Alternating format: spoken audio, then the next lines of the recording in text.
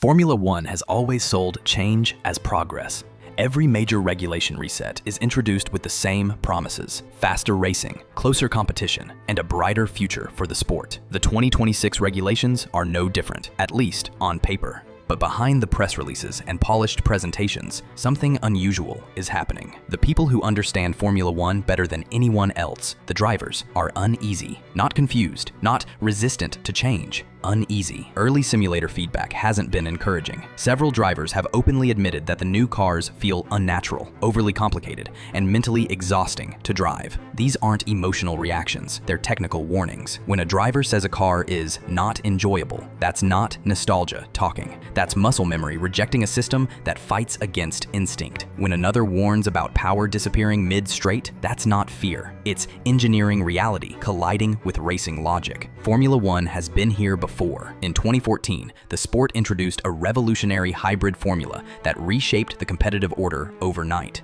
What followed wasn't a close fight. It was nearly a decade of dominance by one manufacturer. The sport survived, but it never fully recovered its competitive balance. Now, in 2026, Formula One is attempting an even more radical transformation. This time, the changes don't just alter how cars are built, they change how they're driven, how races unfold, and ultimately, what it means to be a Formula One driver. The governing body insists this is evolution, a necessary step towards sustainability and relevance, and those goals matter. But engineering doesn't care about intentions, it responds to consequences. Strip away the marketing language, and the regulations reveal a troubling pattern: extreme complexity, artificial systems designed to correct fundamental flaws, and a growing reliance on energy management over pure racing skill. When multiple world-class drivers independently express concern before a single real race has been run, that's not coincidence, that's an alarm. And the most dangerous thing Formula One can do right now is ignore it. Because the biggest problem with 2026 isn't how the cars look, it's how they're powered. At the heart of the 2026 regulations is a dramatic shift in how Formula One cars generate power. On the surface, it sounds progressive. Underneath,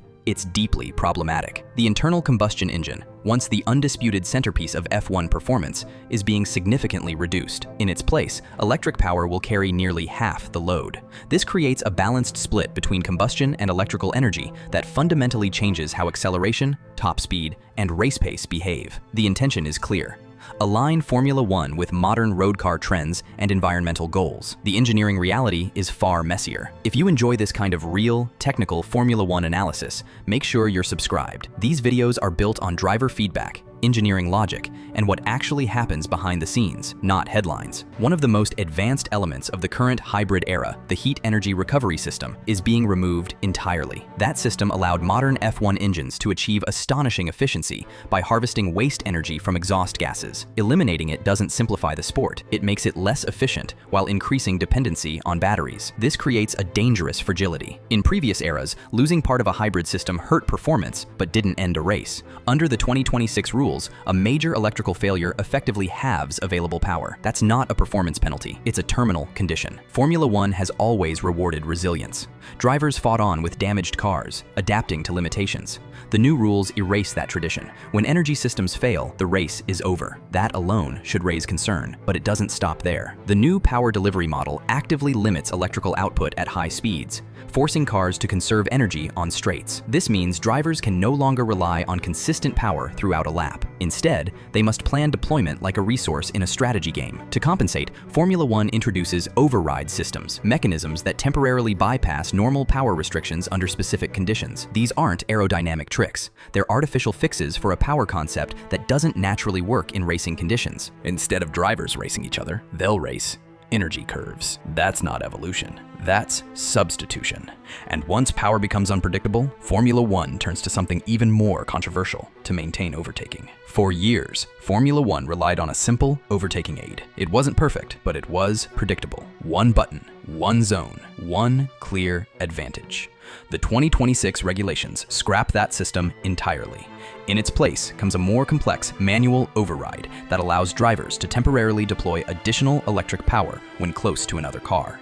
The intention is to create tactical depth. The outcome is something else entirely. This system exists for one reason. Without it, cars would run out of usable electrical power on long straights. The override doesn't enhance racing, it rescues it. That distinction matters. When overtaking requires artificial permission, racing stops being organic. Instead of building passes through braking skill, positioning, and pressure, drivers wait for system activation windows. If you were behind the wheel of one of these 2026 F1 cars, would you feel like a true racer or just someone pressing buttons? Drop your answer in the comments, and I'll personally read every reply. The FIA describes this as a strategic chess match. In reality, it turns overtaking into resource timing rather than racing instinct, and this logic bleeds into every aspect of the lap. Energy recovery is massively increased, forcing drivers to brake not just for corner entry, but to harvest power. Lines change, rhythms change. Corners are approached with regeneration in mind, not speed.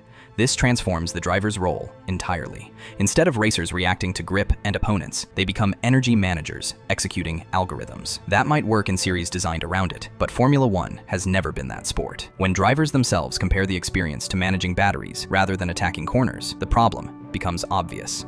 And the consequences of this shift go far beyond racing. They change how the sport feels. Formula One is more than lap times. It's sensation, sound, speed, violence. The feeling that machines are being pushed beyond reasonable limits. That identity has already been weakened over the past decade. Engine notes softened, throttle response muted, rawness traded for efficiency. The 2026 rules accelerate that trend dramatically. With combustion power reduced further and electric power handling a larger share of acceleration, the emotional signature of an F1 car fades again. Full throttle moments no longer sound or feel the same because full throttle no longer means full power. Corners that once screamed will hum. Straights that once roared will flatten. Even worse, drivers may need to rev aggressively mid-corner, not to go faster, but to generate energy. That's not racing behavior, it's mechanical compromise. When legendary designers warn that the driving rhythm itself is changing, they're not resisting progress, they're recognizing loss. Formula One's appeal has always been visceral. Remove that, and you risk turning the pinnacle of motorsport into a technical exercise that only engineers fully appreciate. And fans feel that shift immediately, even if they can't explain it. Yet, despite all this, the regulations demand something even more dangerous: unprecedented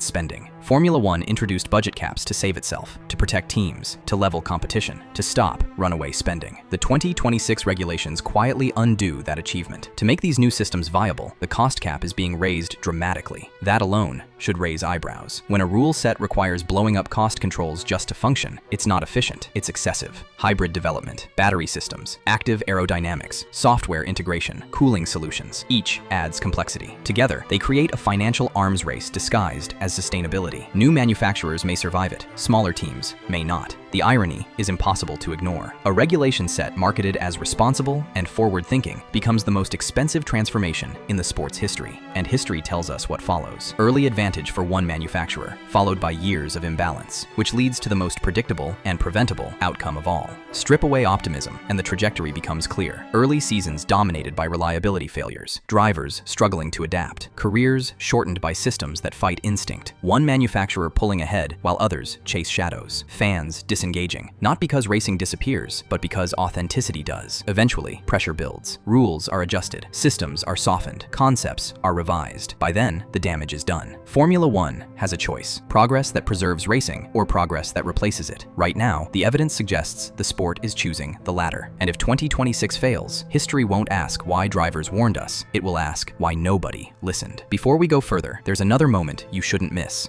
Max Verstappen just revealed the truth about RB22 after Barcelona. F1 didn't expect this. Max breaks down what the RB22 actually felt like during the Barcelona shakedown, and it wasn't what most people assumed. His comments quietly exposed where Red Bull is confident, where they're cautious, and what that means heading into the next regulation era.